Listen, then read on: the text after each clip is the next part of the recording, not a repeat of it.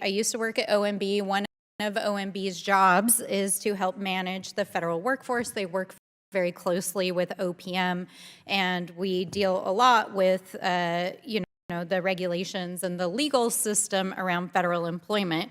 And I really want to emphasize the comments that were made by the ranking member about how unusual this bill is.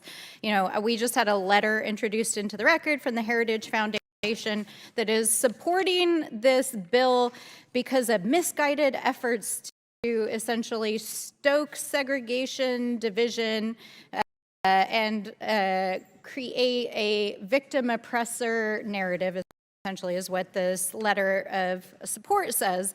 But what is particularly peculiar about this massive bill that's been introduced, and I want to note that the co-sponsor of this bill, or this primary sponsor of this bill in the Senate, is Mr. J.D. Vance, our vice president-elect, is it literally, as the title says, is about dismantling diversity, equity, and inclusion programs in the federal government. It revokes executive orders, it amends the Civil Rights Act, and it amends other parts of the federal code that protect our federal employees. And then it has this peculiar section that the ranking member talked about, which is actually essentially creating lists of federal employees and contractors that would never be eligible to work for the federal government again.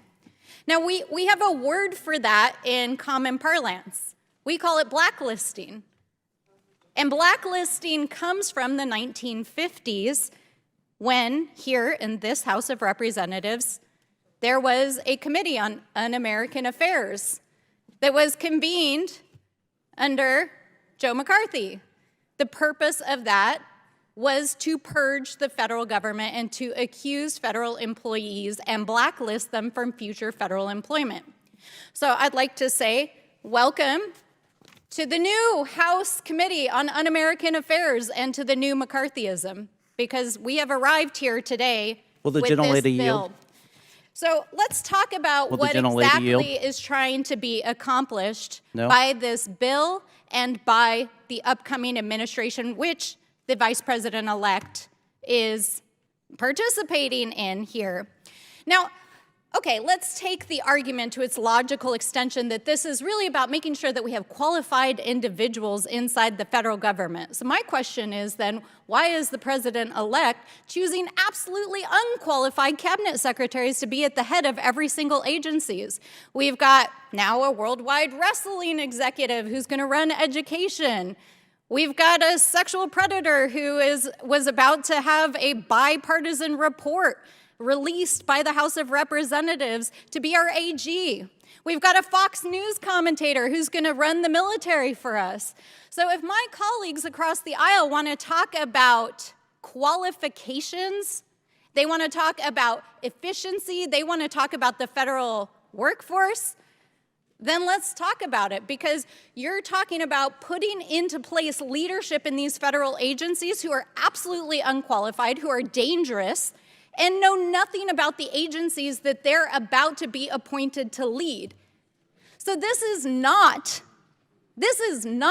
about qualifications. This is not about having a qualified federal workforce.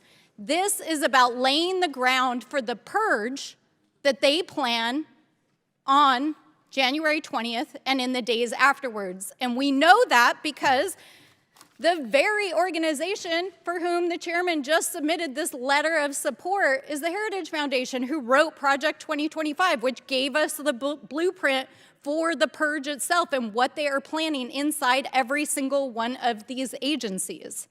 So we need to be clear-eyed about what this actually is and about what is trying to be accomplished, and why 4 weeks before we're about to adjourn for the holidays, the Republicans are bringing this bill to a markup without an actual hearing.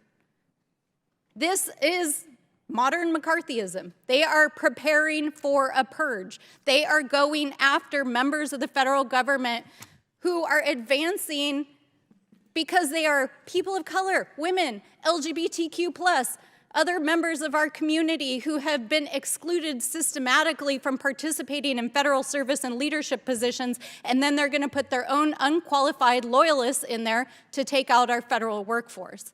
That is what this bill is about. It's about creating a statutory framework to do that, and we're going to fight it every step of the way. With that, I yield back.